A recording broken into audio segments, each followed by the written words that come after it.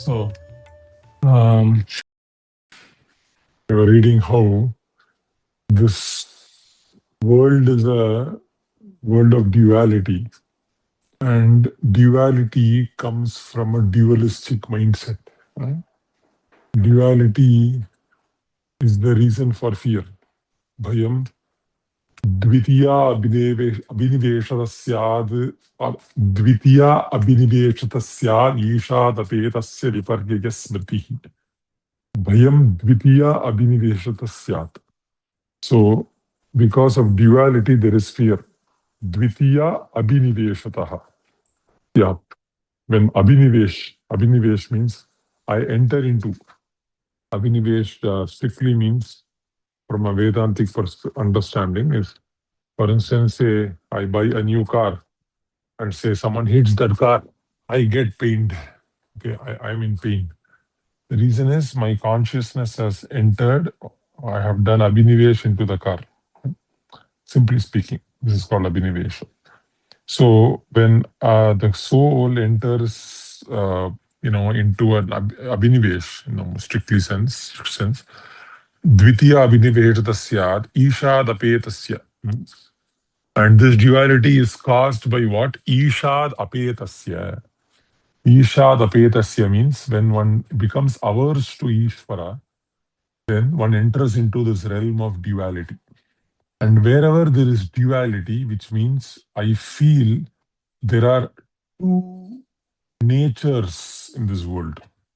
Okay, something belonging to me, something belonging to someone, something I like, something I don't like, something success, something called defeat, something called good, something called bad, some people friends, some are enemies, my supporters, my detractors, my friends, my enemies, what else? I like this food, I don't like this food, America, India, good, so many things. This whole world is running after this ichcha and running away from dvesha. Right? I have my own manufactured ichcha and dvesha, born of my false ego, and everyone is running. So the biggest defeat is to see something as success and something as defeat. Right? So when one actually enters into this, when one actually becomes averse from the Lord, one enters into this realm of duality, where one sees multiple things as if they exist independently and separately and disconnectedly, as if they are opposite to each other from the Lord. So one sees, oh, Krishna saved my son, so Krishna is very merciful. Oh, Krishna took away my son, oh, Krishna is so unkind. Or maybe I got sick, oh, Krishna, so why does Krishna do this to me?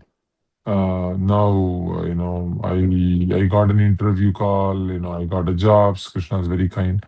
So one enters into this duality. So all religion that is born of duality is kicked away. Dharma projita kaito atra paramo nirmatsaranam sadam. So anything that is in duality cannot be absolute. So Krishna says his whole creation is coming from duality. And any religion that is actually part of duality, that is supporting duality, is also a part of creation. It cannot be transcendental to creation and cannot take us beyond the purpose of this creation. So it cannot be transcendental in that sense. So what is real religion? Krishna is mentioning here that which takes us beyond this duality, where one invites everything as supremely beneficial to oneself. One invites insult and pleasure as the same thing. It is a mercy of the Lord. Krishna is so kind to me that is giving me this misery, that he's completely destroying my attachment to this material world. He's puncturing it in every way. Right? He's making me deserted. He's making me depend on him more exclusively. So it is mercy. So when one has this intelligence to see, everything as born of Krishna's mercy, everything as a product of Krishna's mercy, then one has received transcendental knowledge, the knowledge to see beyond duality. That is the first, that is the mercy of Krishna. Right? Tatteno kampam susamikshamaanam bunjanam evam kritam vipakam. Hridvag vapurvihi vidadhan namaste. So Hridvag vapurvihi vidadhan namaste. He is performing namaste from Hridvag vapurvihi. And we mentioned the shloka. We talked about the shloka before. Right? Hrid Vak. Vak means speech. Hrid means from heart. Vapurvihi means by body. So he's offering obeisances to the Lord even when he's going through some vipat. Vipat means some problem, right? So vipakam, kritam vipakam. When he's going through some misery, he's not thinking, oh, this is very bad. But hridvag vapurvi vidadan namaste. He's offering respects, happiness, grateful. I'm very grateful to you, my dear Lord. This person has gone beyond ichcha and dvesha. And only such a person who has gone behind ichcha, dvesha, dvandva-moha-nirmuktā, bhajante yeṣāṁ dṛḍha-vratāḥ. This understanding, this buddhi to worship me in spite of this ichcha, dvesha, comes only when one is freed from all sinful reactions. Until there are sinful reactions, one will be captured by this ichcha and dvesha, and one will not be able to do dṛḍha-bhakti. yeṣāṁ anta-gataṁ pāpaṁ janānāṁ puṇya-karmaṇām te. Only those people can do dṛḍha-bhakti. Other people will be satisfied by pseudo-religions, they'll be satisfied by Christianity, they'll be satisfied by Islam, they'll be satisfied by so-called Hinduism, they'll be satisfied by some rituals, they'll be satisfied with 16 rounds and giving a Bhagavad Gita class, they'll be satisfied by different levels of false religions. Okay, so they will not feel like performing continuous bhakti, overcoming all dualities and tolerating all dualities. Why? Because they are still smitten by sinful reaction. yeṣāṁ tu anta-gataṁ pāpaṁ janānāṁ puṇya-karmaṇām. Their sinful reactions have not become anta-gataṁ. Gatam. They have not gone. Anta-gataṁ. They are not finished. So if I'm not able to do continuous bhakti right now, that means I have a lot of sinful reactions. That is why I'm not able to do bhakti. Ichcha and dvesha is coming and is telling you cannot do bhakti. Go and search for the next phone when you don't need an iPhone. Go and search for the next job when you don't have a job. Go and search for what Modi is saying. Go and search for what Trump is saying. Go and do X, go and do Y, go and do Z. Worry about this, worry about that. Why? Ichcha, dvesha is there. Why am I worrying about this? Dvesha. I don't want that thing to happen in my life. I'm going to the temple, I'm going to this place, I'm going to this party, I'm going to the job. I don't want to see this person. Dvesha. And there is ichcha, right? So I'm not seeing everything as a mercy of the Lord. I'm not understanding that this whole idea of ichcha and dvesha itself is actually the object of dvesha. The real thing I must have dvesha is for ichcha dvesha. And the real thing that I must have ichcha is to transcend ichcha and dvesha. That should be my ichcha. Okay. So if my ichcha and dvesha becomes sattvic, right, then gradually I am becoming eligible to. One second. So one becomes eligible to enter into the transcendental realm. So, so it is not possible to perform to actually overcome to perform dṛḍha-bhakti.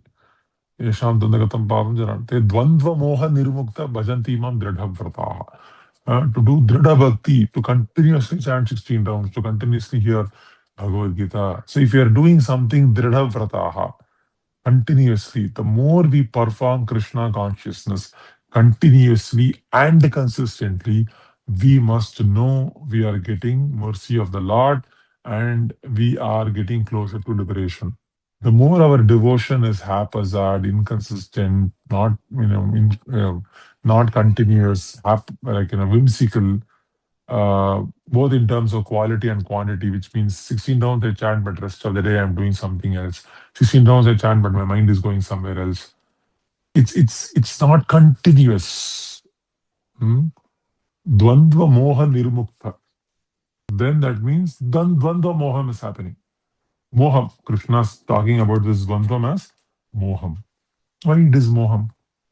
Krishna's ichchādesha samvatsara dvandva-moha-na bharata. And then yeṣāṁ anta-gataṁ pāpaṁ janānāṁ dvandva-moha-nirmuktā. So Krishna's again talking about this dvandva as moham. Why is it moham? Moham because it is something false. Why is it false? Because I manufacture the ichcha by association. And by the manufacturing of ichcha, there is dvesha. Right?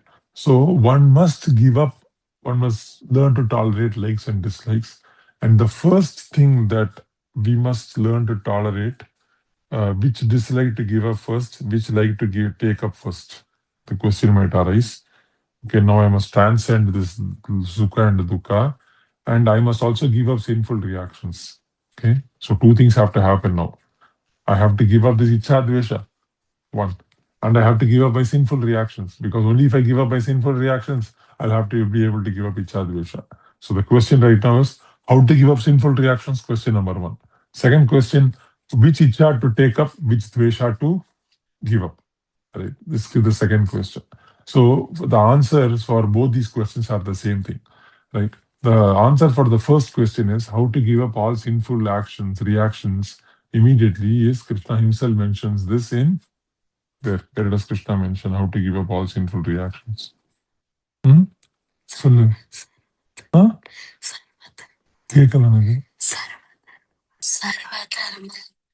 Okay, good. So she is saying sarva dharman parityajya mam ekam sharanam vraja. Very good. So give up, abandon all varieties of religion and surrender unto me. I shall deliver you from all sinful reactions. Do not fear. So Krishna says, if I surrender to Krishna, then I become free from all sinful reactions. So how does one surrender to Krishna become affected? Can someone answer? How do we practically surrender to Krishna? Okay, chanting the Hare Krishna mantra. Okay, any other? How is it affected? How is the chanting of Hare Krishna mantra? How is the surrender affected? How do we begin the process of surrender? Begging Krishna. Okay. How do we begin surrender? Because unless we surrender, we cannot give up sinful reactions. If we cannot give up sinful reactions, we will continuously do only intermittent bhakti. Yes, Sri Vidya Mata. Devotional service to Guru. Okay, very good. Any other answers? Humility. Humility. Consider everything as Krishna's and not yours. Consider everything as Krishna's and not yours. So my question is, I have to surrender. Now, I do X. I consider Krishna as everything and not mine. Okay, good. Okay, very nice. And then humility. Okay, good answer. Devotion to the spiritual master. Very good. Association with Uttam Adhikari devotees. Sri Hari is saying. Okay, very nice. Anything else? How do I begin surrender? Not getting attached to everything. These are products of surrender. Many things we are talking about are products of surrender, which is good. But how do I begin surrender? So there is a mature surrender and there is a little beginning. Accepting that one needs help. Yeah, definitely all of your advanced surrender devotees. So you are all very nice. These are very good answers, correct answers. And advanced level of surrender. But how do I begin? Practically, I'm saying. Right now, the question is, whatever answers you all gave, will we be able to do it from today, ourselves practically? That will be the question. If we can do, then great, very nice. So Rupa Goswami Pad. Sorry, go ahead. Yeah. So just to summarize, so Sri Rupa Goswami has mentioned this process of surrender. In his Bhakti Rasamrita Sindhu, he begins by Ado Guru Ashrayam. Right? Ado means beginning. Beginning is Guru Ashrayam. So this Guru Ashrayam is the first principle of surrender. So when one accepts a spiritual master, the order of the spiritual master is the first principle of surrender, and following which all of these things naturally happen. I think someone said humility, that is also very good, but humility must take us to a point of a practical humility. Practical humility is obedience to the spiritual master, right? So that is humility in action. So point is, so if we surrender means I listen to the instructions of the spiritual master, I do it as a duty, do it as a must, right? Like Mahaprabhu was asked, why do you chant? And we said, because my spiritual master asked me to chant. Right? So like that, right? Like an order, right? It's not that I have a choice about it. So when one does that way, then one gets the strength to overcome ichha and dvesha. So the answer to the first question is, we begin the process of surrender by surrendering to the spiritual master and by obeying him. First thing. Second thing is where to start our ichha, right? Increase your desire to serve the spiritual master. And where to start my resisting my dvesha, right? Develop aversion to things that separate you from the desire of your spiritual master, or give up that aversion to your spiritual master. That is the dvesha we must give up, right? And the ichha we must have is the desire for the spiritual master's desires. So in this way, if we do this, give up this ichha dve, if we do the surrender, and the ichha dvesha will give up, go away, and then we'll get the strength to actually perform dvandva-moha-nirmuktā bhakti, dṛḍha-bhakti, dārdhyam, nishtha. We'll come to the point of what is called nishtha. And if you come to this point of nishtha, what happens, which is coming to the point of Brahman platform, is what Krishna is going to say in the next shloka. We will discuss that tomorrow. Any questions or comments? Okay, thank you, devotees. Hare Krishna. Thank you, Prabhu. Hare Krishna. Hare Krishna. Thank you, Prabhu. Hare Krishna. Hare Krishna.